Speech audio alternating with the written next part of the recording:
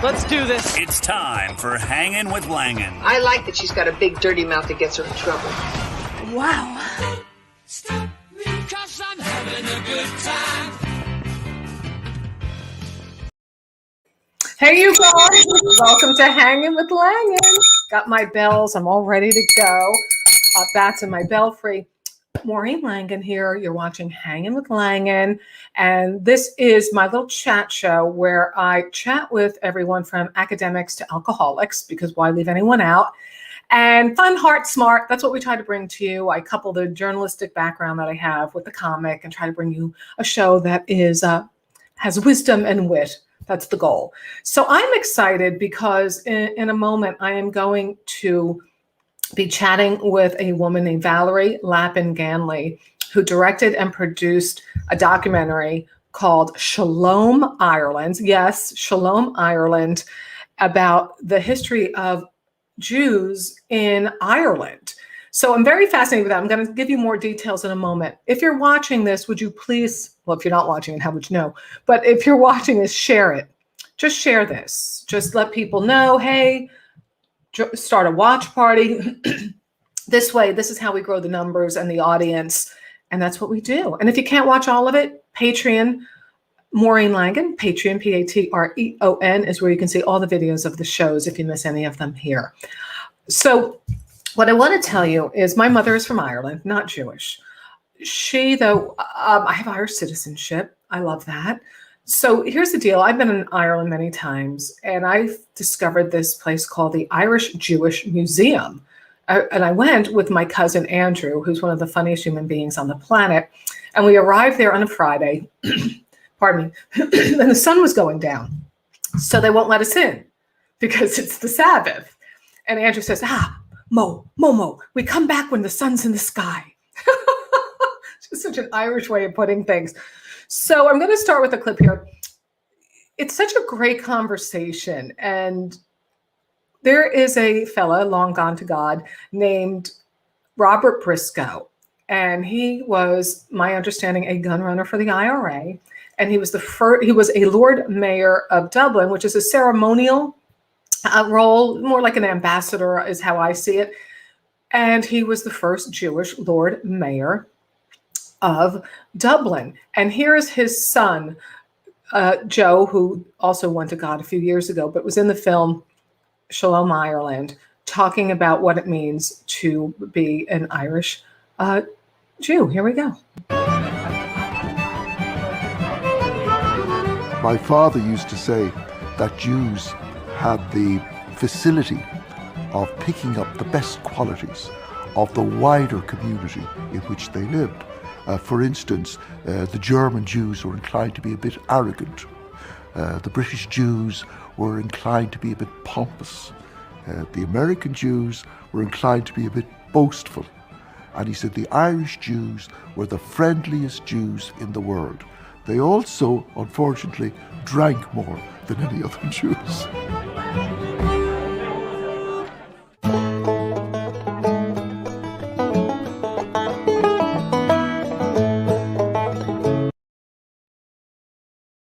So there you have it. That is the opening of the trailer of Shalom Ireland, about the history of Jews in Ireland. A little stereotype there about the drinking, but I'm going to play also with the boastful, arrogant American ones. So anyway, joining me now, the producer, the director of Shalom Ireland, Valerie Lapin Ganley. Woo! Great to see you. We're already getting comments, and people say, hey, Mo, I'm here. You need to go to StreamYard.com/Facebook so that we can see your name associated with your comments. We don't want to miss a word that you have to share with us. Simple, StreamYard.com/Facebook. Valerie, thanks for being with me, darling. Oh, it's such a pleasure. It's so great to see you, Maureen.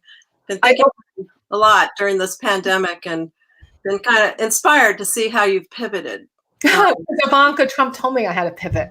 Oh, she said pivot. in a different way.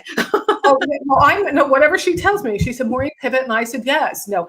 I've had you on my talk show when I was on KGO in San Francisco. And I just always amazed by the work you do and how down to earth you are and what you've been able to accomplish. So when I came across Shalom Ireland, there's so many stereotypes about, I don't like St. Patrick's Day as a whole because I don't like the green beer, people getting drunk and beating each other up. And that becomes a stereotype of the Irish. And it makes me so insane when there's such a rich history of writing and the culture and the language. And then to come across knowing that there was this pretty large, relatively speaking, Orthodox Jewish community in Dublin in the land of pork. Let's talk about the start of the Irish Jewish community, particularly in Dublin and in Ireland in general. Oh, well, the history of Jews first coming to Ireland dates back to 1,000 years, but Does? Yeah, Are there's, you lying? yeah, no, I'm not. Really? There were Neanderthal Jews? Like, what was happening? Well, it was documented in the annals of Inish Fallen. You know, the priests would keep these records that a boat came sailing from across the ocean with Jews bearing gifts. And it says that they were turned away. And that's kind of left up to interpretation what that meant. Were they sent away or they just went back to where they came from? They were probably turned away. That tends to be a Jewish theme. Yeah, yeah. But then the largest, then some Jews came during the like 1700s. There were some traders from Holland, but the biggest influx of Jews came from Eastern Europe during the pogroms. Many Jews came from Lithuania, where my great-grandparents came from, and established communities around the country. The time frame, the time frame of the pogroms were what, the late 1800s? Yeah. Mm-hmm.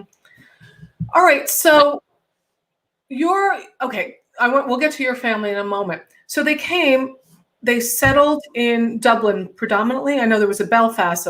Yeah, there were communities in Belfast, Derry, Waterford, Limerick, Cork, and there were lords mayors in different cities too, not just in Dublin.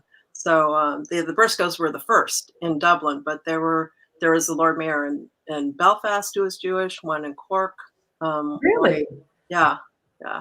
I wonder what Jewish person is, in Vilnius, whatever the capital of Lithuania is, and says, you know what? It sucks here. Things are tough. Let's go to a place where people haven't eaten since 1865 and things will be better. Let's go to the land of pork, which is against our religious ways. Like, what part of them says Ireland's the place? Well, what part says any place is the place, right? The people are looking for opportunity. They're escaping from persecution. And interesting enough, so many people had left Ireland at that time. So I think Ireland, it was actually in a place where they needed people, right? So there was opportunities. I mean, it's all relative, right? Where you're coming from, where you're going, where you're looking for something for a better life, right? That's what immigration is all about. I know. Plus, there were a lot of apartments available if everybody was leaving. That's being a bit of a wise ass. So you found, here's a photo here, the Irish Jewish Museum. That's the sign. And if you are in Dublin, this is what it looks like. It's a former home. Well, I'll let Valerie tell you. Where's the Irish Jewish Museum? And yeah, it's an area called it's the Jewish community there, South Circular Road. And it was literally two houses put together. And I'm not sure what the origin of the museum was. A synagogue at one time. I'm sure Maureen, you went upstairs and saw that it's a beautiful sanctuary, where they had services at one time. And that was very common, right? If you didn't have an established building or synagogue, people would worship in their homes. And that's still happening today. In Cork, there's been a little bit of a resurgence there. For a while, the community sort of disappeared, but now there's an influx. There's this woman there her name's Ruti Lax, and she's a klezmer musician and a playwright, and she's kind of revitalizing the community there, and they're worshiping in people's homes. And that's what my great-grandparents were doing. When I found the address where they actually married, it was in a home, right? And then later, as the communities grew and they raised money, and then they built these beautiful synagogues like the one that we have featured in Shalom Ireland, the Adelaide Road Synagogue. It's just a beautiful building. But yeah, that was very common. You sort of do it in people's homes, right? Well, assuming about that building there. Do you know what the name of that area in Dublin is called in particular? The little Well, that section of Ireland where the Jews Call were. it Little Jerusalem. Is that right? Sorry. Molly McCluskey Barber, she's saying, is that why there might be a tiny amount of Ashkenazi Jewish in my ancestry DNA? Absolutely, Molly. Absolutely. But Molly, I need you to go look up what the neighborhood in Dublin is where the Irish Jewish Museum is located. Could you Google that for me? And my cousin from Northern Ireland, Katharina Cunningham, is watching. Woo! So you did not know that your grandparents were Irish, or you did? No, I didn't. I grew up in a Jewish family in Los Angeles, and I didn't know anything about my Irish background. When I met my husband, Michael, a staunch Irish American, I was so impressed with his pride in Irish culture. I kind of envied it. I wish I had that. But so the first time I went to Ireland, we went together, and he actually found the Irish Jewish Museum in a guidebook. And so we were just curious, like, what does this mean? What would be the blending of our two cultures, you know? So we're kind of amused and curious, and we phoned up because, you know, they're only open a few hours a week. Right? It's all volunteer run. And sure enough, these women said, come on over, drove over, and got there. And these two ladies were standing outside, and they looked like my Jewish grandmothers. And I had these memories of my grandmothers walking down Fairfax Boulevard. If you've ever been to Los Angeles, the heart of the Jewish community, you feel like you're in New York or Israel when you're there. But they look like my grandmothers. They dressed like them. Their body types were similar. But when they spoke, they had these lovely Irish lisps. But it was it mixed with Yiddish, and it was like very surreal. I'm like kind of doing a double take the whole time. Where am I? What is this about? So they took us around the museum and had so much pride, and I was really fascinated, especially with the Briscoe story, with Robert Briscoe having been a patriot, fighting with. I want to get into him in a moment, if you don't mind, Valerie. And if you're watching this, you're listening. Valerie Lapin Ganley, producer director of Shalom Ireland, about the history of Jewish people, the Jewish communities in Ireland. Here we were talking about the Irish Jewish Museum in Dublin, and here's a little clip I have from that. Now, you're going to see the Jewish man who runs the museum, or is a docent? Do you really can call them in a place that's like 3 foot by 5 foot?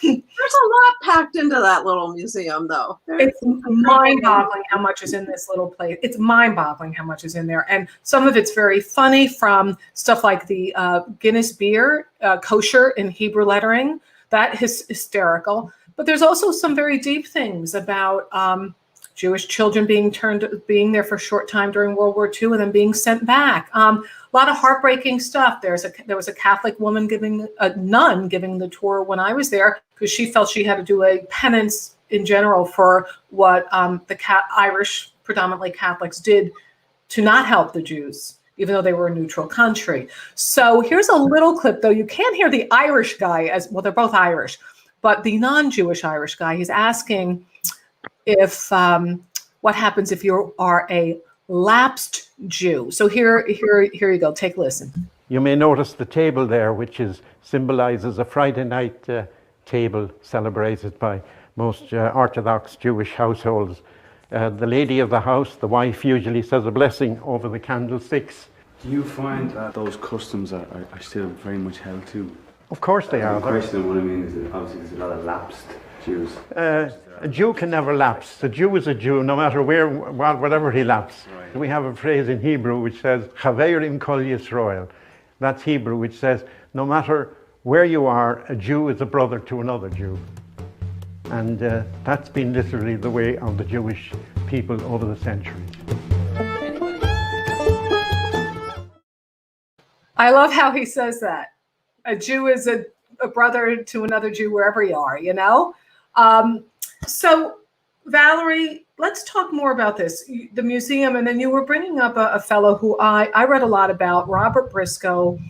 Yes, the ceremonial position of a Lord Mayor of Dublin, but so much more. His history prior to that, I understand, I read his book, his memoir, that he was a gun runner for the IRA. Talk to me about that, because he's one of the most famous Irish Jews of Ireland. Well, Robert Briscoe is the son of Lithuanian immigrants, but he was a staunch patriot. Am I on? Yeah, I'm not muted. You're on. You're here all week. So yeah, as a young man, he joined the cause. He ran guns and ammunition with Michael Collins during the War of Independence, and then after Ireland won her freedom, he was elected to the Dáil, the Parliament, and served in that position for decades. And then during that time, he actually also became the Lord Mayor of Dublin. They had this thing: you could be a member of Parliament and also on the equivalent of the city council, the mayor. But during another thing that was really fascinating about him is during the World War II, he went to Europe and bought these old clapped out ships and smuggled Jews out of Europe into Palestine to save them from the Holocaust. This was illegal, smuggling these people at that time. But he was doing this as a member of the Dáil, a member of the Parliament. What I found really interesting, Robert Briscoe, his story is so interesting. I got the book. It was out of print. He wrote it in 1957. So I went on a Libris. They can get out of print books. And I paid $20. It came from God knows where. And it had his signature in it. The same thing happened to me. It was such a surprise, buying a used book online like that. And it had his signature in it too. Yeah. Maybe we're being scammed. It's for real. Maybe we're both being scammed. But what I liked about what Robert Briscoe had to say is they said, which were you first, Jewish or Irish? And he said, but I'm both. How could I separate one from the other? That's who I am. And that was, he also had that Irish sensibility that I know so well because my family's all from Ireland, of kind of playing, dismissing big things. Oh, don't fuss. Like my mother had a heart attack recently. Why do they have to make it such a big deal? Little incident. So, he's writing about these incredible things he did, about being chased by the British because they're on to him being a gun runner. How we go through this house now and we just disappear at the backyard. Oh, we're no better for the wear. Worse for the wear. You're like, what? He was just got killed. Like, what are you talking about? Well, I think there are a few things to comment about that. I think the Irish, and you'd appreciate this being a comedian, their wit is very self-deprecating. And I think that comes from being occupied for so long, right? And anyone who got kind of full of themselves, you shoot them right down. We call it slagging, right? Which is done in a lighthearted, fun way. But it's like, don't get too full of yourself, right? Oh my God. The other thing I think, after talking with David, his grandson, who you met, Robert Briscoe's grandson, David, is now a doctor, a pediatric head of something at Harvard. Robert Briscoe's grandson. Yeah. In talking with him, I think that Robert wasn't exposing all the secrets, in that book, right? He wasn't going to expose, obviously this book was written after the war, but, if you were in the IRA, you wouldn't be telling how you did it, right? So I think that there's some of that in the book too. Important to know, yes, the IRA. He was part of the Irish Republican Army, a freedom fighter before Ireland became the 26 free counties. Just was because he could speak German, he was able to go to Germany and finagle, as they say, and make things happen. I just found it interesting too. I brought this up before, and it's not just particular to Robert Briscoe, but any of the Orthodox community in Ireland at that time, which, thank you, Molly, called the Portobello area. Yes, yes, yes. Around South Circular Road, Valerie, which is where it is actually referred to as Little Jerusalem still. Little Jerusalem. In an affectionate way by non-Jews too. But I think about Orthodox Jews coming to literally the land of pork. I mean, it's literally, you know what I mean? It's just so funny to me, but they created their own kosher stores and restaurants. And they still, predominantly the community is Orthodox, not all, but they abide by those strict traditions and import a lot of food that's kosher from other places. Do you know what were at the height, how many numbers of Jewish people were in Ireland? All told, not even 6,000. But we Irish Jews punch above our weight. I mean, it's not just in politics, but in the arts and the medical professions, lawyers, everything. People contributed in so many ways and still do. What do you think was contributed by the Jewish community to Ireland? Well, as I just told, just the Briscoe story, right? Serving in politics and being part of the fight for freedom. But there's also a very interesting figure by the name of Isaac Herzog, was the first chief rabbi of Ireland and later became the first chief rabbi of Israel. He was very close with Eamon de Valera, the prime minister of the Taoiseach. De Valera sought out his counsel in weighty issues of the day. They even had a part of the Irish Constitution recognizes religious minorities, including Judaism, Quakers. What else is in there? But Rabbi Herzog was part of drafting that. So in the arts, you see so many today artists and filmmakers, everything. Really. Everything, yeah. Yeah. It's interesting to think about a Jewish man, but because he was Irish too, fighting alongside Michael Collins, working with Eamon de Valera, the longest serving prime minister or president in Europe, I believe, like 50 years or something like that. I mean, just such a long time. And you just think about the times, because this was before the Irish freedom. I just find the whole thing so fascinating to me. Yeah. And having such a love of his country and a love of Israel, just to have both of those things within yourself. Well, I asked the same question when I first met people about what's it like to be an Irish Jew, and people look at me, and after a while I stopped asking that question because it was ridiculous. It's sort of like someone saying to me, what is it like to be an American Jew? I mean, I don't dissect that. That's just who I am, right? I'm both. I don't choose one or the other. And so I realized after a while, because people just look at me like, what do you mean? They didn't even know how to answer that question. It's, Oh, yeah, you answered it like Briscoe did. But you know what, too, though, Valerie? And I don't know if I've asked you that specifically, but you have become an expert on it because of this movie and what you've done.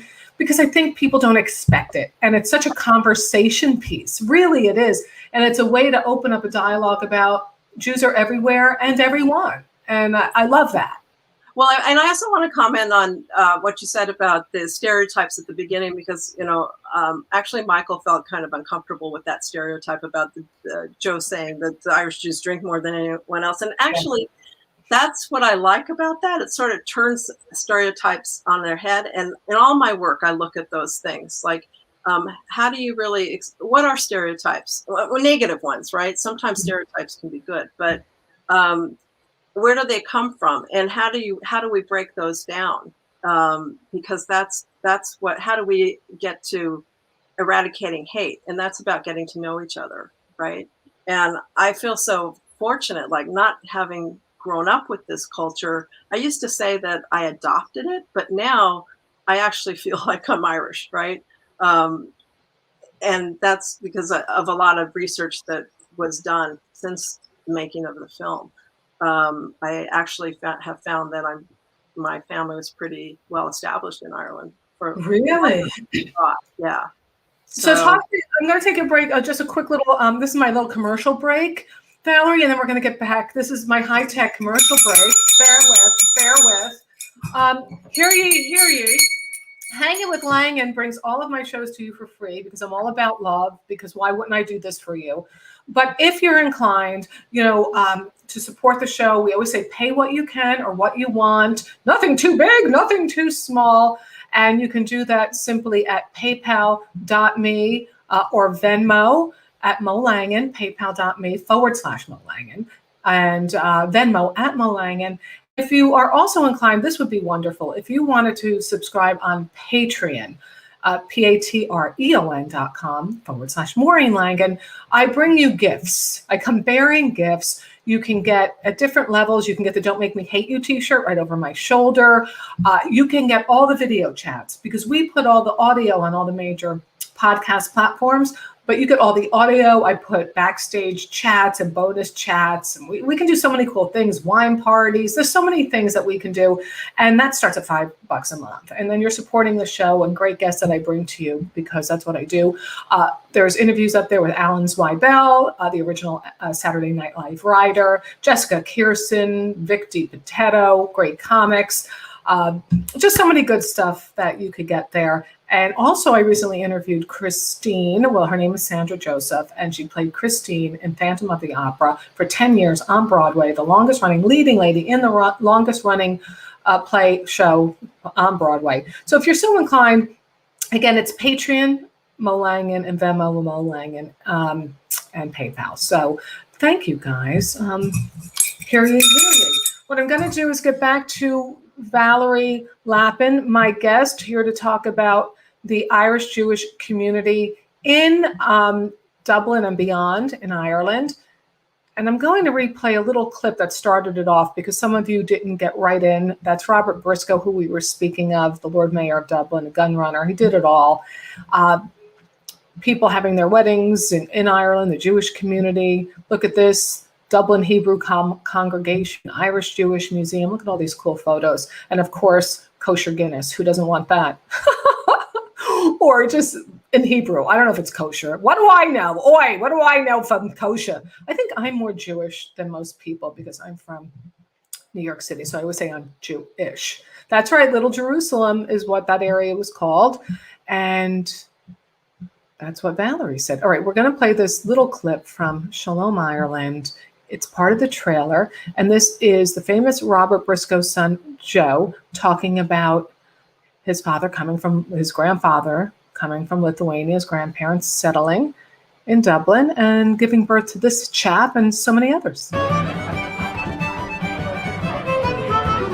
My father used to say that Jews had the facility of picking up the best qualities of the wider community in which they lived. For instance, the German Jews were inclined to be a bit arrogant. The British Jews were inclined to be a bit pompous. The American Jews were inclined to be a bit boastful. And he said the Irish Jews were the friendliest Jews in the world. They also, unfortunately, drank more than any other Jews.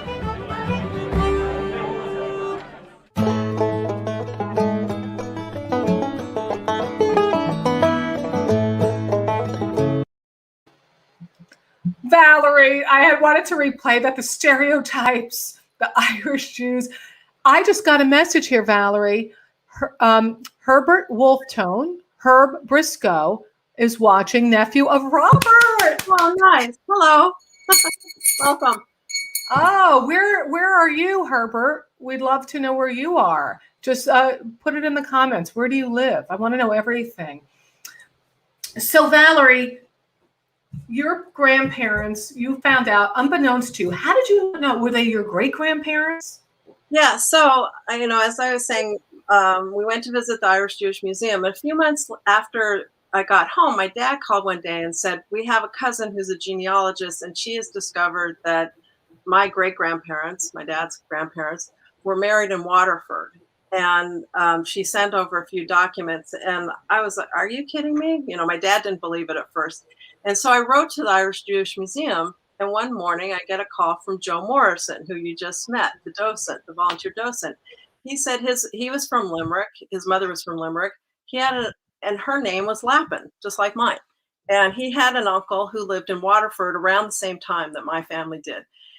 We never figured out exactly what the connection was, but Joe and I decided we were cousins. And, if any of the Morrison's family is on today, hello, shout out. Shout out to Rebecca, daughter of Joe Morrison. Oh, good. Rebecca's on. Hi, Rebecca. Rebecca has a very short cameo in the film. Is Rebecca coming to us from Ireland? Rebecca, you're in Israel now, I think, right? Same thing. Yeah.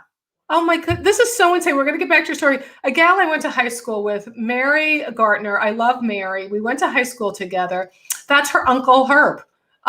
From my friend from Lake Hiawatha. There's no lake in Lake Hiawatha. That's her uncle. This is all coming together, you guys. Maureen Langan and Valerie are bringing together all the Irish, all the Jews from across the fruited plain and internationally. All right. So you don't know you have these great-grandparents who are Irish, who live in Waterford, who are doing pretty darn well for themselves. Good for them. What were they doing? What was their life like there in Waterford? Well, they had a shop where they sold furniture and draperies, and which was pretty common for Jews to do around that time. Really? A lot of Jewish people would do what they call peddle around the countryside. They take their wares around and sell them. My great-grandparents were actually pretty well established in social circles in Waterford. I'm looking at some notes because this is some research that came about in recent years. You'll remember, Maureen, when we were at the Irish Arts and Writers Festival when we first met. That's where I first met you, when I was performing at the Irish Writers Festival? Yeah, and I was there because I had been contacted by a man named Kieran Cronin from the Waterford Institute of Technology.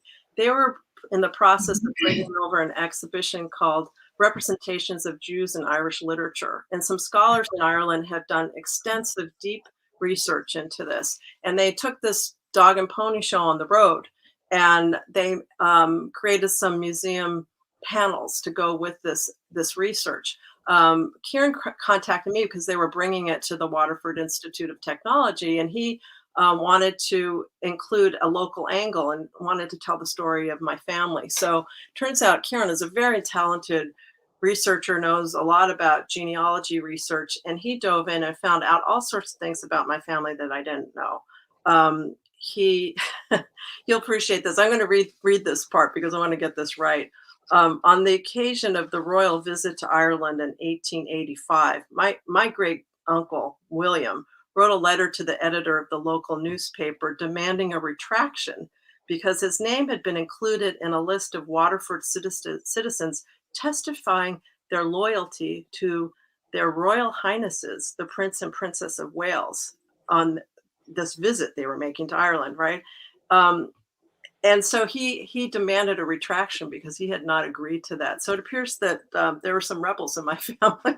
I love it. Well, they're Irish and rebels tend to go together, don't they? Right. But you know, there were Jews on all ends of the spectrum when it came to. Of course. And to speak out, write a letter, and be that prominent, and make a show of yourself. In fact, Robert Briscoe's father-in-law was a loyalist, right? So they had some conflicts around that, right?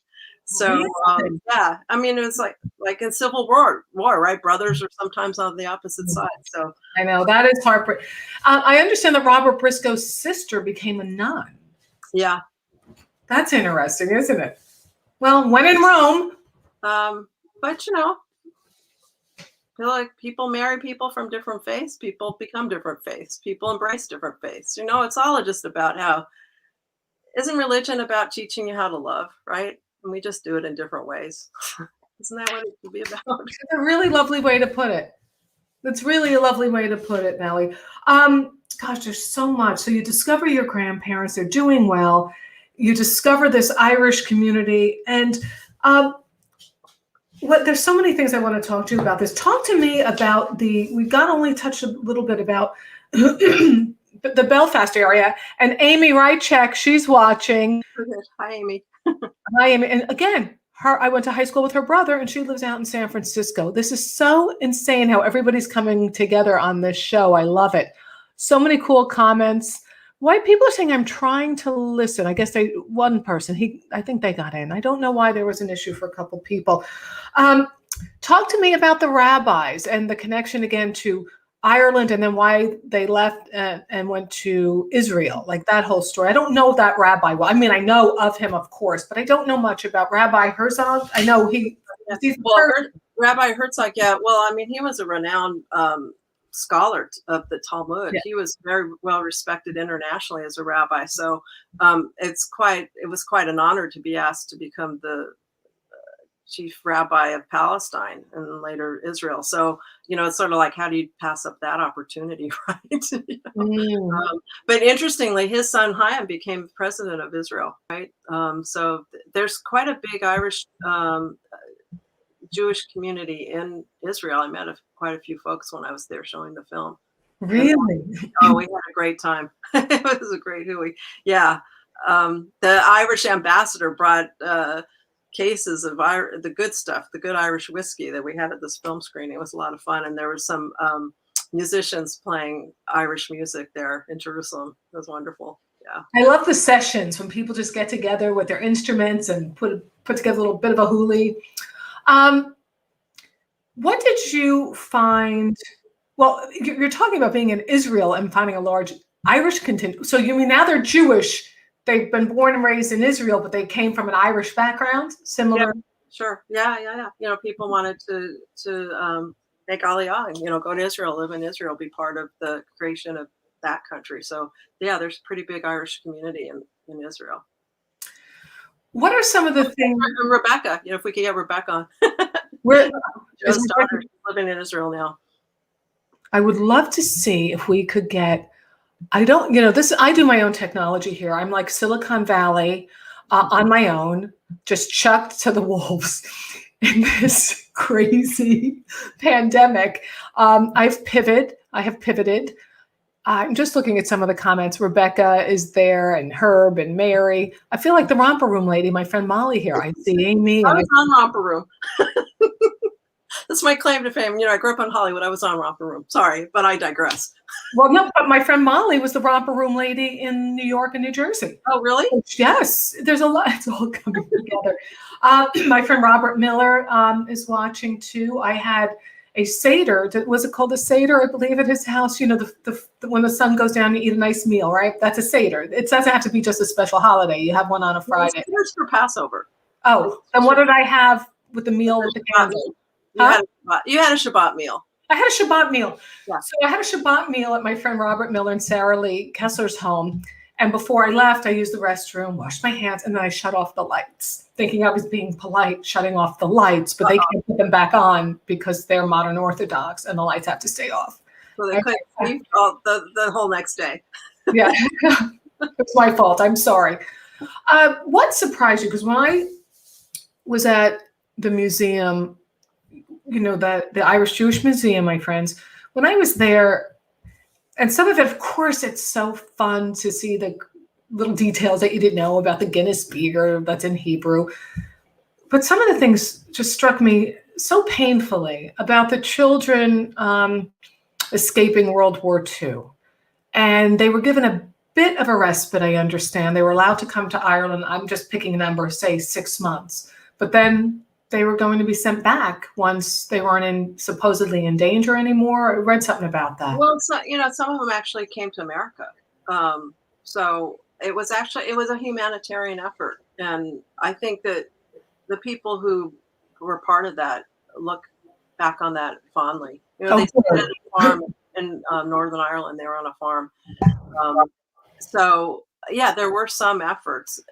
Briscoe worked very hard to try to bring more Jewish people to Ireland, but just Ireland was reeling, right? This was shortly after they'd won independence, right? There was a lot of poverty, migration away from Ireland. So I'm not saying this is an excuse, but it's just like Ireland, no country was taking in Jews except for like Cuba, I think, and the Dominican Republic, or in China. China took in a fair number of Jews, but America has a disgraceful record on that. Roosevelt was turning Jews away during the Holocaust, right? So I don't think that it was an issue of anti-Semitism per se, but I don't know, maybe the audience will correct me. So you think it was economic, but it always is, and then we always turn people away. De Valera has gotten a lot of criticism for not taking in more Jews. Ireland was neutral during the war, so as a small country, didn't really have a military or much of a navy, right? Right. And it was in a very sensitive, strategic place in the world, right? Having said that, the Americans were landing there and using, it was kind of like a lot of wink, wink, nod, nod, when I'm sorry, I'm not articulating this very well. Oh, you are. I'm getting you. But it still is kind of a controversial issue to this day. What country did do right by the Jews? Right by it, right? Are we doing right by people in Yemen today, or other parts of the world, Syria? South America, Mexico, Central America, right? Central America. You were talking earlier, Valerie, about the depiction of Jewish people in Irish literature, Mhm. And Yeah. what was the overall I'm portrayal? not much of an expert on this. Is another show. You should have some of these scholars on. Apparently, like the character of vampires were based on negative stereotypes. That was one that I remember from that. Of course, there's Shylock and Shakespeare. That's not Irish, but Well, let's pretend it is. yeah. But apparently, the vampires came from who's the one that Dracula? Bram is the author. Stoker. Sorry, don't know my horror story. I don't know horror stories, but I'm going to move on to another couple topics. But there you go, folks. That's Robert Briscoe, who was the Lord Mayor of Dublin, gun runner, just a little bit of a gun runner, IRA freedom fighter. That's it. A few little things like that. His father set up a furniture store, and I understand some meat stores, and he was quite the entrepreneur, but out of necessity in Dublin. And I hope you guys get to go to the Irish Jewish Museum at some point, or just even Google it and research it. I think you'll be fascinated by what's in there. And I just think it's so cool to go upstairs there if you ever can and see the synagogue that they have there where they would pray. It's just, I remember the clock. There's something interesting about the clock that was up there. I'll have to sort that out. But go there if you can. It's such a worthwhile place, and definitely do some research on that. You brought up something, Valerie, that really interested me. I want to go back to that. Abraham Bram Stoker was an Irish author best known today for his 1897 Gothic horror novel, Dracula. Thank you, Mr. Bobito. I love when people weigh in, you guys. It's so much fun to get your comments and anything you know. Like, this is for you, this show. We all connect. And again, you want to support the show. They're all for free, but if you want to pay what you can or want to any amount, it just keeps the show going at PayPal and Venmo at Mo Langan. And if you want to subscribe, starting at $5 a month, to patreon.com, and at different levels, I'll get you a Don't Make Me Hate You t-shirt that's over my shoulder, because you don't want to hate people. They make you hate them. You are a victim. Valerie, you brought up being in Israel. I'm going back to this again. What I want you to know about is, you're giving a shout out. You want to know about representations of Jews in Irish literature. If there's anyone, you can Google that and you can find more information about the work. This work is still ongoing. There's going to be a book published about it soon, but yeah, some good stuff. Can you and I please go? Can you and I just please, can we go to work on a documentary together in Europe? I'm a very good researcher. I was a journalist for many years. I'll go do comedy gigs around Europe at night. I have the passport, the Irish passport. And then you'll say, Maureen, go research this topic for me. And I'll be like, yeah, I'll help you. I got detail. I'm good at that. Like, that's my thing. That's my jam. Well, coincidentally, the project I'm working on right now is very early stages, but it will most likely bring us to Europe. Not Ireland, but Berlin and Budapest. How about Berlin and Budapest? I think you'd go over great in Berlin with your stand-up. Have you ever? Sorry, I have not been there, though. I did meet a club owner who owns a club in Berlin when I was in Switzerland doing a gig. This sounds so uppity, but it's just fun. At least, see, that's the Irish thing. This sounds so uppity. Don't brag. My mother always said, don't make a show of yourself. And what do I do for a living? I make shows of myself. No, but I would go for pennies on the dollar to research stuff for you. I swear. Well, Maureen, I do need your help on this, because there's a little bit of comedic element that we'll have to talk about. I need your help in sussing this part of the story out. I know. And you're probably thinking, can I afford Maureen? Is this too much? Is she serious? I don't know if she is, and she will make this work for you. I just, you know what it is? I so miss that side of my brain. I love being funny. I love humor. I love wit. But I also love the other side. I love the balance of both the digging and I've been doing tons of genealogy. Tons of it. I love it. Like, it's a puzzle, because every time you find another piece, I found out my one uncle, my father's uncle, came here and he fought. See, this is what people do from other countries. And this is so American. And I want to talk about this. They come from other countries. And my great uncle Jack came from Ireland, from County Westmeath, and served in the Spanish-American War. Really? Then he went on to serve in World War I. He was a career He had a career in the army, and I just put up a headstone to him out in Queens because there was no headstone to him. And with women, and this isn't just this is everywhere. You'll see the woman's first name, but you don't know her last name. You know nothing about her. So then I had to research his wife. I had to know more about her. Rose McGuire from County Cavan. I found out her father's James, her mother's Catherine Donahue. I mean, but so that's one. The other brother who stayed there, and we're talking the early 1900s. He, and I didn't know anything about this, and I'm going to probably say this wrong and embarrass myself, but he was a private with the Connaught Rangers. It's an Irish, Connaught. I don't know how to pronounce that correctly. The Connaught Rangers, which was part of the British military. Well, when was that? What? The early 1900s. Right. Well, that's what, Ireland was part of Britain then. Of course. Right? Same with my great uncle. Fought in World War I as in the British Army and was killed in France. And there's actually a memorial to him in Waterford as one of the sons that died during World War I. This is some of the research that Karen turned up. But Maureen, I think we may be related. Did you see me perk up when you said Westmeath? Because my husband's family is from Westmeath. I mean, it's not a big place. Where are they from in Westmeath? Drumrainey, and I was there like 5 years ago.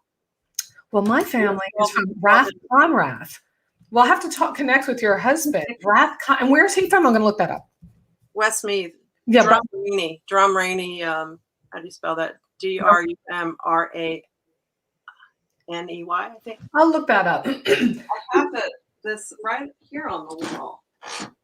If you have a question for Valerie or a comment, you can do that. Just comment here. Here's the map. Yeah, you can't. There's reflection, but well, I can look up where your people are from.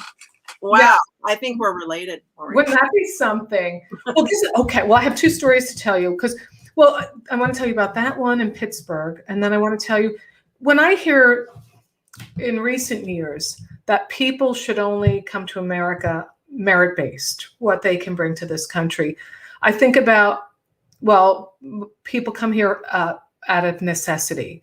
And I think about my father's parents came here, and my grandfather had a 6th grade education. This is all according to the census and I knew my grandfather, and his mother had an 8th grade education.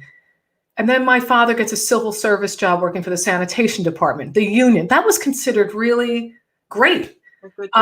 And then my siblings and I went to state colleges, affordable. Now my siblings' kids are going to University, Northeastern and Temple and University of Pittsburgh and Seton Hall. So like you come, my grandfather was a longshoreman. Like people work like animals. So the next generation. So this merit-based, none of us would be here if it was only merit-based. Right, and that's really what makes America great, right? That we all have that in our backgrounds, right? Our families came with nothing because they were escaping from the hunger, famine, persecution, wars. When you have to leave a country, during those kinds of circumstances, you don't have much on your back, right? So you come here and you imagine showing up, you're not here, you don't know the language. Of course, you're going to end up in these jobs where that are considered menial. But I also want to make the point, Maureen, when you talk about your family in Ireland not having education, Irish people, there's a very, very strong tradition of education and scholarship in Ireland, whether people are have formal education or not. I mean, when you walk into a pub, you talk to anyone from any walk of life and they're knowledgeable. I'm always impressed with that because I think they have a better education system there than we do here, frankly. But there was a time when if you were Catholic in Ireland, you weren't allowed to have an education, right? There were the hedge, am I saying this wrong? The hedge schools where people would actually have schools out in fields in secret because it was illegal to speak Irish, right? So I think that we kind of can assume people weren't educated, but you have to kind of peel back the onions to really look at that, right? I know, yes, I hear what you're saying. It is a very smart, literary, sharp people. But I also think too, and I can only go by my own family, My mother's family was more educated than my father's family, more schooled, just the way it was. But my mother's family owned land. They owned their own farm. Now, no matter how much you struggled, if you owned your own land, that was a lot. Mm-hmm. And they got educated, and I go far back, and they're all educated, and they owned a quarry. They weren't rich, but they had comfort. My mother's one of 10 kids, and her father died when she was 15. So I'm not saying they were living large, but they had the animals on the farm. They had the growth. My grandfather's family were tenant farmers. They had 1 acre of land, and if the potato famine, 1 acre of land, and you're poor, very poor. So I don't know what was available to them versus what was available to my mother's family in terms of education. It's just very different sides of the family. But I find it also interesting. I did a gig, people are coming at us now in a good way with... Can I call that on something? Did I say something wrong? No, they're talking about books, depictions of Jews in Ireland. Oh, yes, of course, Ulysses. Yeah. And we'll do more of that chat another time. No, I agree with you. And in that area in particular, I spent a lot of time in Scotland, and I work with these texts that are 21, 22. What they know and what they read and what the references are mind-boggling to me. You know, I think it's funny. You get on Facebook those memories that come up this morning, and I thought of you, Maureen, because 1 year ago today, I put a picture of the garbage cans out on the road. You know, the pandemic had just started, and I made little care packages. I put chocolates in there for the garbage collectors, because I remember at that time they were really putting themselves in danger. We didn't really understand how the virus was spreading. And so, when I think of your dad, being a garbage man and the essential work that people provide and have provided to keep us going through this pandemic. Thank you, Valerie. Also, too, folks, think about this, because my father was a sanitation worker. You know, you see them working in your neighborhood. Bring out a bottle of water for them in the summer. Bring out some. Like these guys are out, and gals, I mean, mostly men, out on the streets. Offer them a bottle of water, for God's sakes, in July and August or whatever. I mean, I just think my parents do that. They'll see the fellas out there. Here's some water. A genealogy thing I wanted to bring up to you. My fella, we call him the Sicilian because his grandparents are from Sicily. I don't know if I've mentioned this to you, Valerie. Yes, you did. I know. I love this. Story. So this is for the masses. I did we did the Ancestry.com, and the pie chart comes back, and I think it's an example. Mine comes back 100% Irish in the Midlands. We didn't even visit Galway or Dublin. But his comes back, and he's half Jewish. Half. His mother is a full Jew. And I go, your mother didn't tell you she was Jewish? He goes, no. Like, no. He was just like, what? And I said, don't worry, you had me at Shalom. Don't worry. The thing is, I did the research, and his great-grandparents left Romania and Russia, settled in Pittsburgh. I get in the 1880s, I get a copy of the 1910 census. They're still living there. And their next-door neighbor, are you ready for this? I have it. It's right on the census. At 610 lives his family. At 608, Langan. No way. Double dog swear. Double dog swear. And now, of course, I have to research these Langans, so I get their information. Related to them. Have you figured out you're related to them? I don't think we are, but Langan isn't such a common name, so we'll figure this all out. I got back to, they came from Waterford.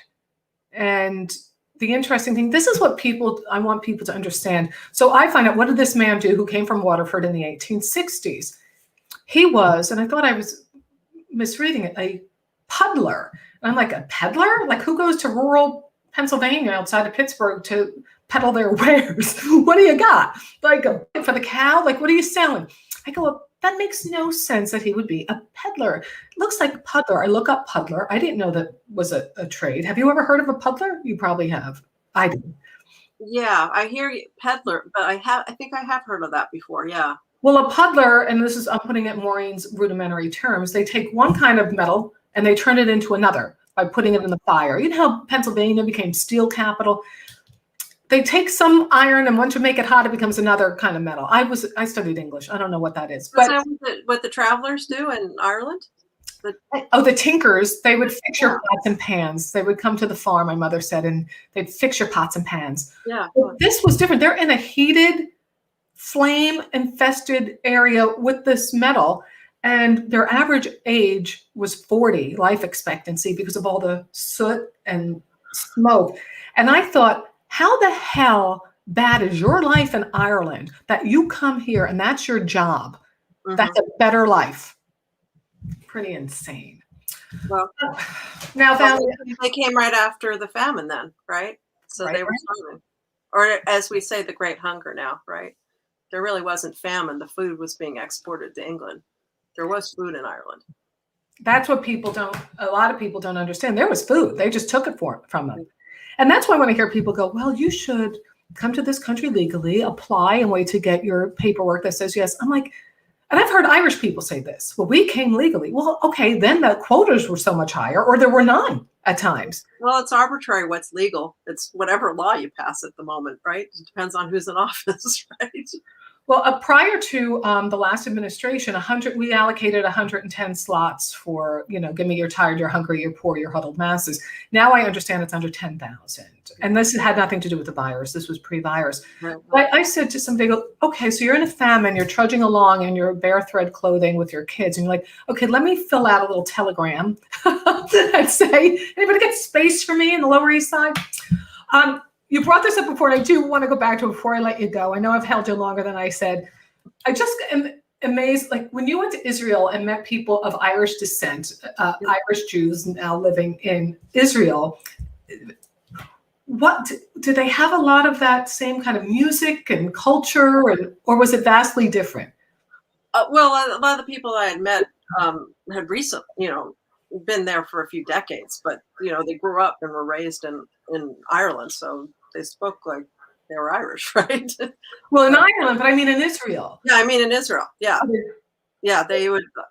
Many of the people I met were born in Ireland and in Israel. So yes, they had Irish accents when they spoke English. Oh, okay. I thought they were future generation. I got you. So there's some of that too, but I met quite a few people who were born in Ireland, in Israel. Did you see like Irish pubs and traditional music?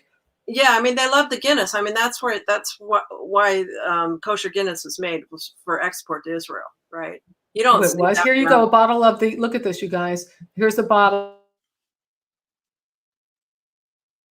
I mean, you see Guinness. I just disappeared myself, but I'm back. Let's bring Valerie back in. There.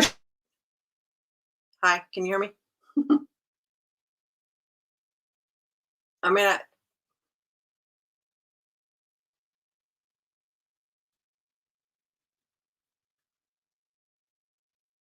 can you hear me, Maureen?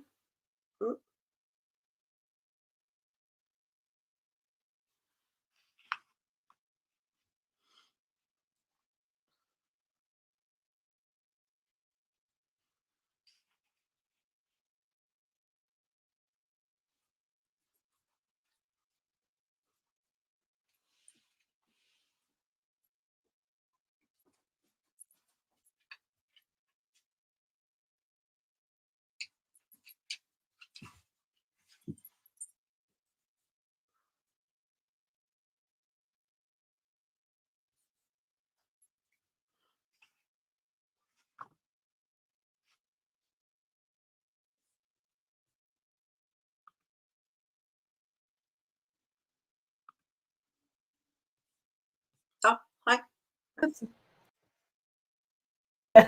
Technology, Valerie, making me insane.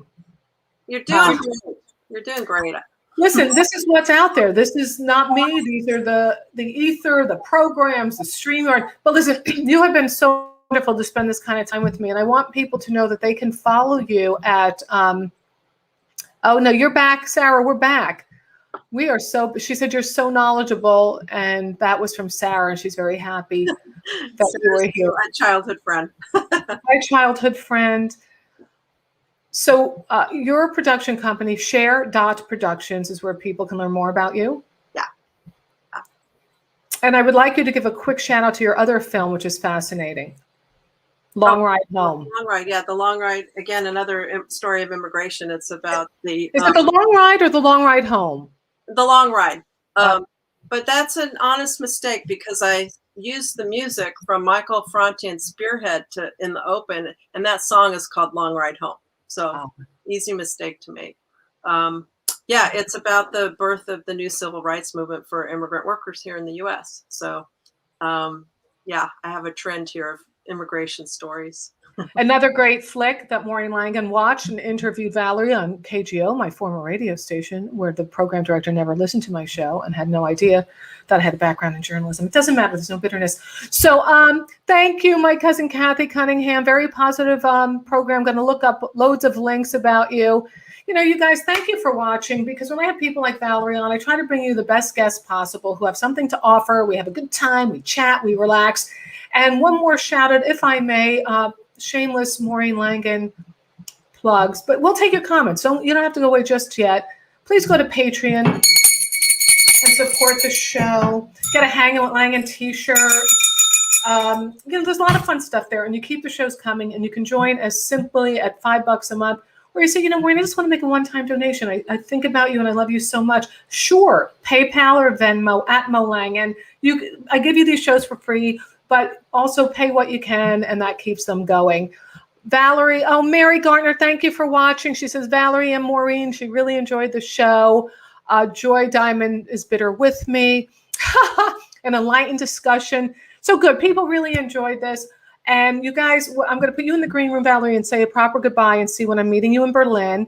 And next week, we're going to chat more. I think I'm going to see if I can get Professor Peter Bales to join me. We have a lot of stuff to talk about, but I'll line up. I always line up great guests for you. So until we meet again, and follow me on all the .coms. Follow me here, Hanging with Langan, and the Facebook and the Instagram, and of course at Patreon. All right, talk to you soon. Bye, Wig. Mwah.